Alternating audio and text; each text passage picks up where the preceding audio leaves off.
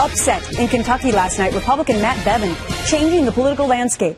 The political novice and Tea Party favorite elected governor in a state where Dems have held the office for most of the last 44 years.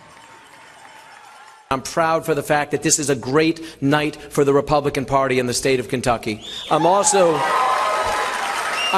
grateful for the fact that, even more importantly, this is a great night for conservatives in the state of Kentucky. We are blessed with an incredible set of values that the vast majority of Kentuckians hold, the core Christian values that this nation was built on. And Kentucky Senator Rand Paul, who's also running for president, he joins me now live. Senator, what happened in Kentucky? I mean, I'm talking about the polls. Bevin was down 6 in the polls. Nobody gave him a chance of winning. I think even the Governors Association had taken away all of his advertising. And by the way, the Tea Party support in the last 5 years has cratered. It was 32% in 2010. According to polls, it's now 17%. What are we supposed to believe? I think the lesson here is that maybe we're placing too much stock in polls. We have the same problem in the presidential race, that everybody is making hay of all these polls, which none of us really believe to be accurate or represent really what's going on.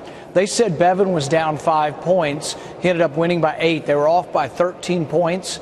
In Virginia, the last 2 cycles, we've been off by 10 to 15 points.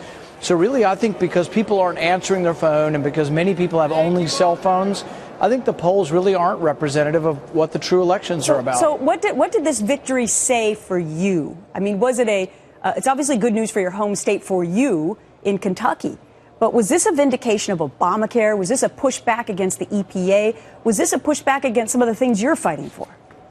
Well, I think it's twofold. It's a credit to Matt Bevin for being a great candidate. He's not a career politician. He's a person like myself who ran for the office because he was concerned about the direction of the country. But it's also a victory that really I think President Obama handed to us. President Obama has destroyed the Democrat Party in Kentucky because he's decimated our jobs. He's decimated the coal industry. And it's really hard for a Democrat in Kentucky because they've got to run headlong away from the president because I think he's basically ruined our economy. Well, it's interesting because some people compared Matt Bevin to Donald Trump in the sense that he wasn't a politician and he was a business person.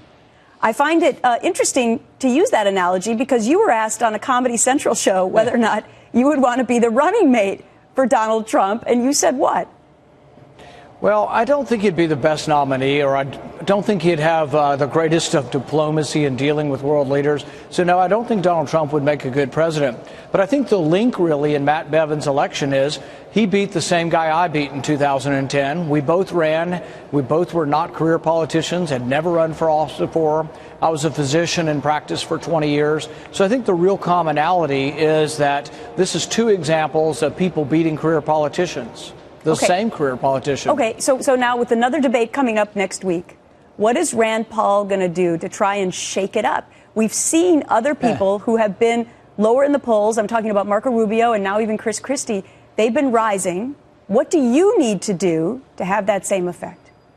Well, we keep doing the same thing I've been doing since I ran for office, and that is complain about big government, complain about the debt, try to stop people in Washington from squandering our kids' future. I stood up until 3 in the morning filibustering against raising the debt ceiling, and I think that made an impact. For example, 23 million people tuned in to a view of that on the internet. So we still are getting our message out. We don't always get it out the traditional way, but we're very big on trying to get it out through different media platforms, social media platforms. All right. Senator Rand Paul, who's running for president, thanks so much for being on The Real Story.